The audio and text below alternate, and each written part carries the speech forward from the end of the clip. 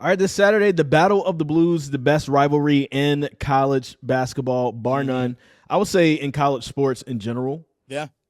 Because, I mean, I don't know. Maybe I'm talking more for everybody than what I should, but I think that more people care about Duke versus Carolina basketball than Ohio State, Michigan football. Like, Ohio State, Michigan football is cool to talk about. Oh, yeah. But, like, how many people are really, like, tuning in like that? Are they breaking, viewership records every year?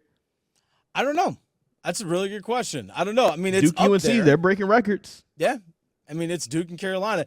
And here's the thing. Generally, for a lot of people, the Duke-Carolina matchup, for many sports fans, is their start to watching college football because generally the NFL season is wrapping up, or in this case, it's during that off week between the championship weekend and the Super Bowl. So for a lot of people, that's when they start getting into college basketball, is the first Duke-Carolina matchup.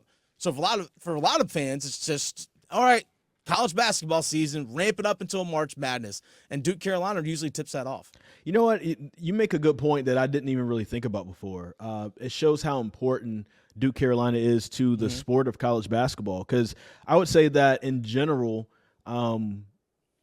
the overall interest of college sports has probably gone down a little bit over the last few years. A little bit. It's teetered a bit. But I think a lot of it too is just that you don't have, like, you have the big time programs, but you don't always have the big time talent or the names that come back year after year that you can kind of count on.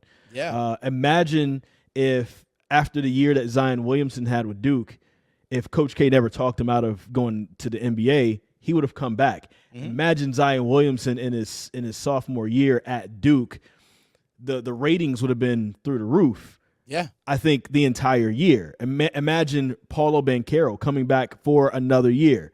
All of that is unrealistic because those guys can make a lot of money in the NBA when you're that talent. But maybe names like Armando Bacot, Caleb Love, RJ Davis, Jeremy Roach can get people to come back year after year because maybe they're not that level of talent that we just talked about between Paulo and Zion.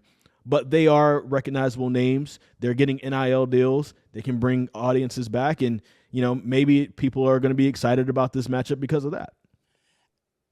It doesn't matter. Here's the thing.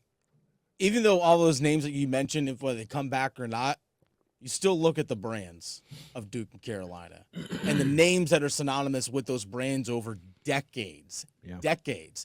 Because a lot of these NBA stars that we see now have come from these two programs. You've mentioned guys like Zion, Banchero being number 1 overall pick, Jason Tatum with the Celtics coming through Duke. Probably going to be MVP this year. Yeah, probably. Yeah. And just the long lineage of names that have come out of Carolina as well. I mean, just those, again, they are national brands. And that's a separate conversation about college sports, about guys leaving and things along those lines and how that has impacted college basketball. That's a separate conversation, but it's still Duke Carolina, and people recognize those names. Even casual fans who may not follow the sport or know who these big names are, they still know, oh, it's Duke Carolina. College game day is going to be there. I'll tune in and catch that. Yeah. This matchup this weekend is going to be very interesting because I don't know who has the upper hand. On paper, people may look at recruiting rankings and say Duke has more talent, but UNC has the experience. Don't forget Armando Bacot was a 5-star and he stuck around for 4 years. Yeah. And Caleb Love was a 5-star and he's still there after 3 years. RJ Davis was a 4-star, still there after 4 years. Leaky Black, 4 or 5-star, I can't remember. Guy. He was a 5th-year guy. This is his 5th year with Carolina. So you have all that experience. And with Duke, their most experienced player as far as playing with Duke is Jeremy Roach. You've brought in Jacob Granderson. You brought in Ryan Young. But those guys aren't used to the grind and the rigors of ACC basketball. I still think the ACC is better than Big Ten. But, of course, those guys are starting to get used to it now. So, we'll see what happens. Definitely UNC has the advantage in the paint, especially if Armando Bacot doesn't get in foul trouble. But I just think in general the X factor in this game is going to be how well does Caleb Love play? Yeah. What Caleb Love is going to show up? Are you going to get the Caleb Love against Pitt that had, 22 points, 6 rebounds? Pretty good night for him, right? Pretty decent shooting night for him. Carolina had 64 points. He has 22 of them. So roughly a third of their points came from him. Mm-hmm. Are you going to get that guy, or are you going to get the guy that's going to be clanking that iron the entire night and not hitting the net at all? Because you just never know which Caleb Love is going to show up. Yeah. Here's the thing with Carolina is it comes down to the 3 guys: Love, Davis, Baycott. If those 3 guys are on, UNC's fine. As simple as that. Because you mentioned that Pitt game where they lost 65-64 on Wednesday, depending on when you're watching this. So for us, it was yesterday.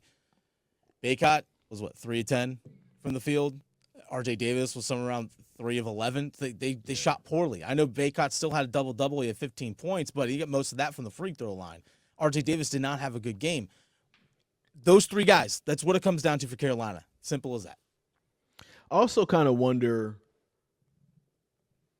if, because, we have new coaches, of course, with Duke and Carolina.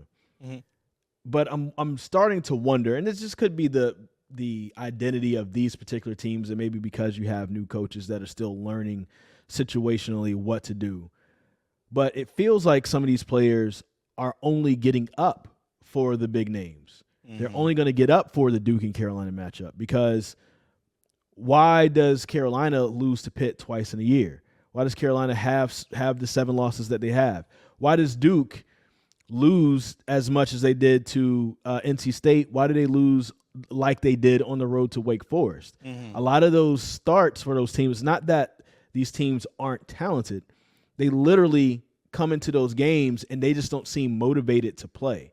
I don't know if that's a coach thing. I don't know if that's a generational thing where you have these 5 stars that are just like, it's just this team. I mean, we heard it after the Duke and NC State game. Who was it that said? Jeremy Roach. He was like, we thought this game was going to be easy. Yeah. So it lets you know what they think about every team that's not named Carolina, Kansas, Kentucky. And so in Michigan State. So that's something I think that's going to be interesting to watch. I feel like you're going to get both teams' best shot. I don't think either team will be lackadaisical, because this is why you go to Carolina. This is why you go to Duke for this game. But ultimately, I think everything definitely falls on what is Caleb Love going to do? Yeah. He's the big key for UNC in that regard. I will say this, though. My final thoughts on this: when Duke, Carolina, State, Wake, when those 4 teams have played each other this season, they've given us some pretty entertaining basketball games. Very true. They've given us some really, really good basketball games. Even just recently, look at Duke, Wake Forest, just as recently. Yeah. NC State versus Wake Forest recently. Tobacco Road is back, baby. Exactly. Tobacco Road is back, baby. This is what it's supposed to be. Entertaining, close, competitive basketball, and that's what we've been getting night in and night out. When those 4 schools play each other, they've been good games. And another factor is, will Dariq Whitehead play? So that's going to be something to look out for Duke. We'll see what happens. 6:30 in Durham Saturday. Cameron Indoor Stadium. Mm-hmm. Make sure you tune in to WRL Sports Plus and also WRL Fox 50. We got all the coverage you need, and also make sure you go to 99.9 The Fans YouTube page where you can subscribe. Elbow off the top rope. Get that button. We here.